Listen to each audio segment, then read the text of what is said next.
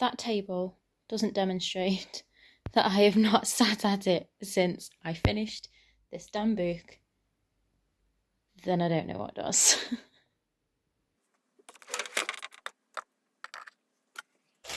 Look. But check out this cute decoration that I got. Meet me under the mistletoe. Everywhere's covered in soil to celebrate the romance that we just finished. Everywhere's still covered in cereal and glitter and chocolate wrappers. Did I say cereal? I meant soil. James bought me a little bonsai tree to celebrate getting to my original 50,000 words, I think. I have no idea anymore. And in setting it up, I've made a mess. That is my modus operandi. Because of the stereotype of creatives, I always tell people, if you are one of those people who actually has their shit together, e.g. not like me, you can still be creative. Not all creatives have to be completely disconnected to the world and not know what the hell's going on most of the time and just have everything a mess. But in my case, it does help. Anyway, welcome back everybody. My name's Gemma, this is the Dirty Words Club, and hopefully I will have edited the video that would have seen me finish this damn book. Let's not get it twisted. It was very much a zero draft. It was very much following the headlights throughout the whole of this book to get to the end.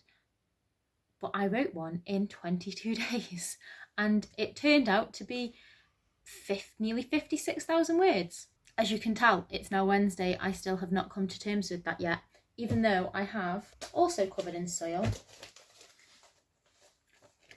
the completed article. I have not read it yet.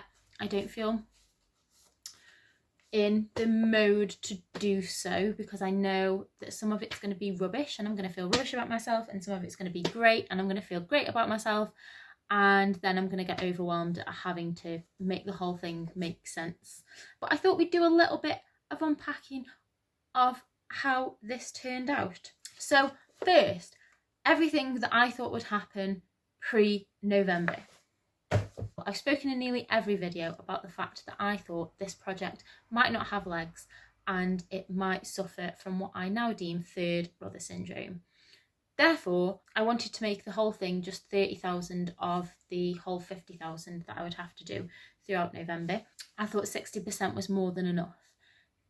In God's honest truth, I genuinely pictured in my head that I would be getting to this point now, which is the 27th, and have to haul ass and possibly get to 18,000 of this story by the end of the month. And I thought if I can reach that, actually, I'll be okay with it. I'll think that I've achieved something. Secondly, before now, to get ready for this story, I had written a few pieces from the beginning, just scenes here and there, and I only used them from what I could remember. So from this, I didn't pick up those pieces. I didn't read them again before November came to remind myself what happened. If I remembered what happened in those pieces and added a little bit into the story as I rewrote that scene, then it was staying. And if it didn't, then I obviously don't miss it because I obviously don't remember it. So that's where I was at before November with this.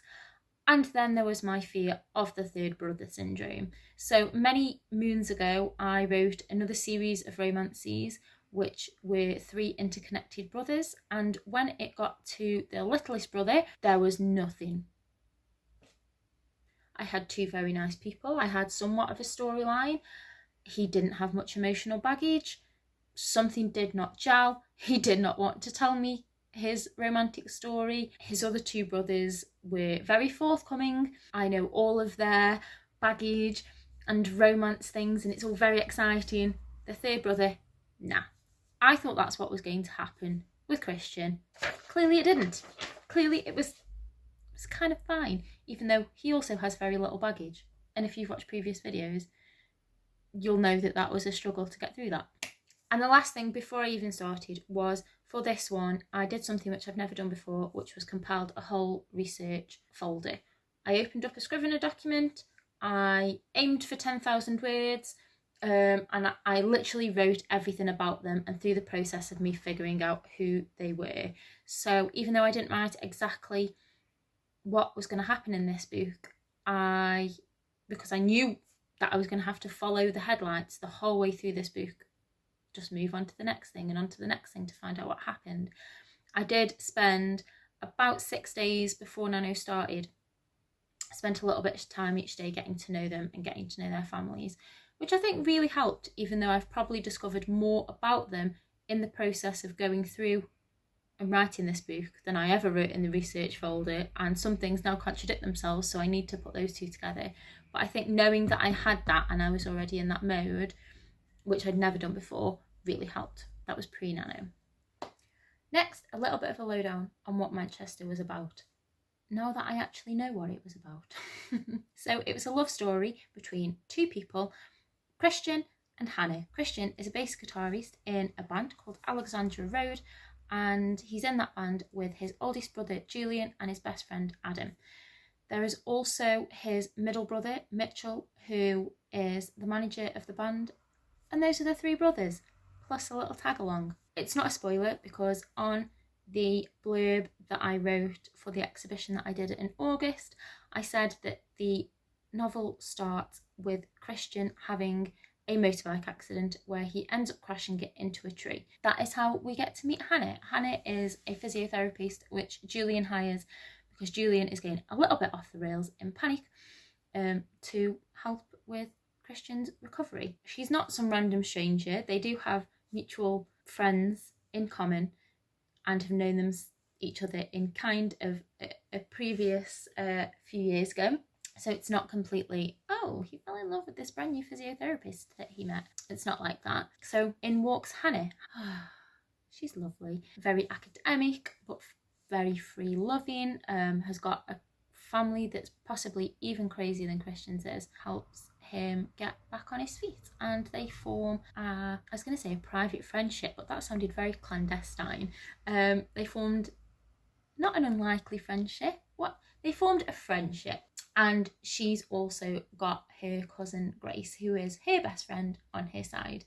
So those are the main characters, and we're going to follow them through their recovery, through Christian's recovery. There's some random exes that pop up. There are some bumps in the recovery road. There is dealing with Julian's mental state. We've got lots of things to deal with before we can, get over those romance hurdles. But we got there in the end. Then, what happened during the actual writing? But let's get some statistics going, shall we? I ended up with 55,947 words. And that got me right through to the end, and it was 61 scenes in total, because I didn't know any of this plot. I don't think I even knew how it was going to end. Usually you can see the big reunion at the end, if nothing else, but I don't even think I knew that much. I was writing it in scenes. Some writers like to leave things off midway through a scene so that they can pick back up again. That does not work for me, because I just feel the pressure that I've got to go back and write that scene, and then I'm not in the mood to do it.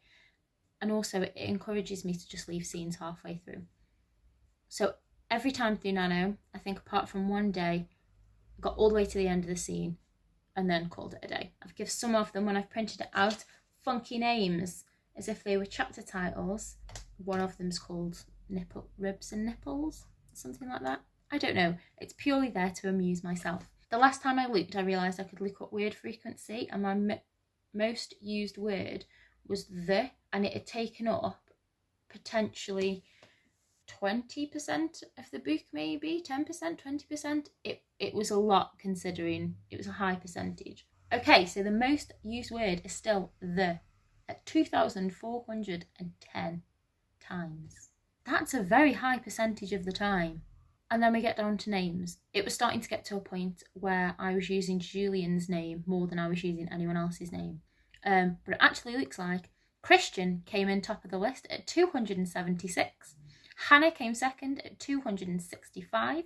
So I don't think that's too bad. 11 points between them. And Julian's dropped right back at 196, which is still way too many considering he is not the main focus of this book.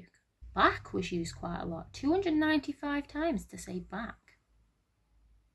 Weird. She and he are at 1,399 and 1,366 times respectively. So what's that together? 2,765 times I've used he or she. And then her is another 1,242 times. And that is the joy of writing romance novels when you're thinking about he, she, her, thinking about them all the time. But the still top to the list. I don't know, I'll figure this out when I read through it, but I think it's one of those words where it just seeps in so you don't notice. If she or he is said a lot, or if names are said a lot, you can kind of sense that. The middle brother only gets a mention 86 times. Poor Mitchell. And Grace, who is Hannah's cousin and best friend, her main family, 77 times. Poor Grace. Jen, 49 times.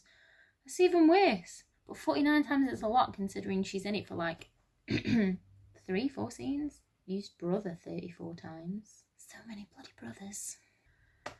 And finally, there are the actual statistics and points and things that I have picked up from writing the book. It's also the first time I'd ever made a front cover, and even though obviously this is not an official front cover, it's set in the autumn, it's set in the winter, he plays guitar, it's set in Manchester. They're just visual images, and I think that really helped, and now I'm making a front cover for everything in my entire life. I think when I exported it, it came in at 155 pages, and with it being 55,000 words, obviously that is the minimum length for an actual novel. This isn't like reading through everything I've ever written before where I can literally just flip through and waste 20 minutes of my time.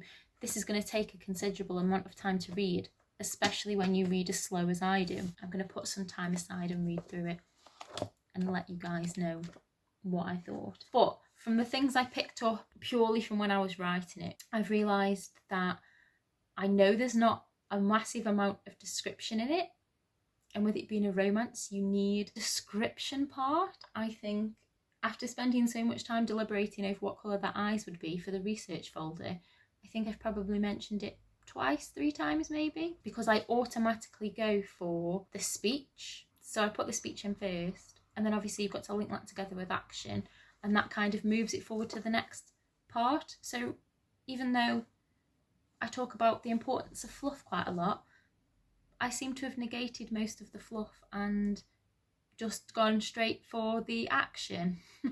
So we need to go back and put all of that in. Also, what I found myself doing, I write so much speech. By the last 4 or 5 days of finishing this book, I was finding that at the beginning of every line, every time I went to a new line, I was putting a speech mark, a quotation mark, because I was so used to every line being speech, which it is not. So I'm sure we'll find some funny ones of those coming out. That was definitely soil, but it looked like tobacco. How weird.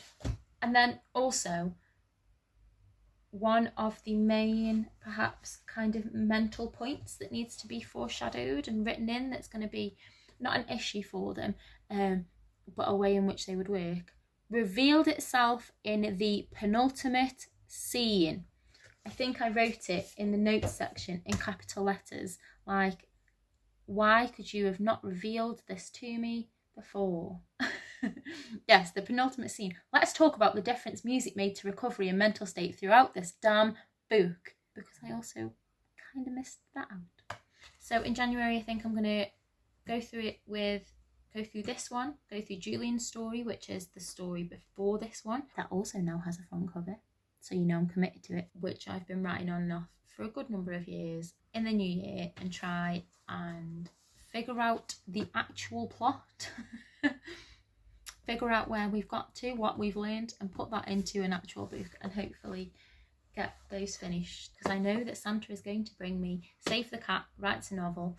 I keep calling it Beat the Cat. I think it's because I hear people on YouTube talking about beats, so I keep calling it Beat the Cat. Don't beat the cat. That is going to be very different. And that's the near end of draft 1 of Manchester.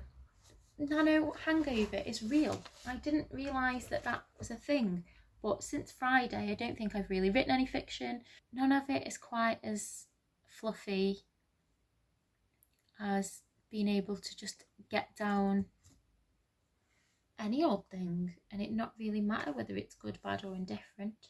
So I'm going to miss this experience, but it is done. We have typed a lot, and I think I'm probably going to have to ask for some sort of binding machine from Santa. We're all done, guys. Let me know how you got on in November. If any of this has been helpful, watching my mind slowly degrade until it was in a pile of paper, which I'm still quite proud of. Still hasn't sunk in at all. Let's just close our eyes and sleep till Christmas, eh? I think we've earned it. See you later.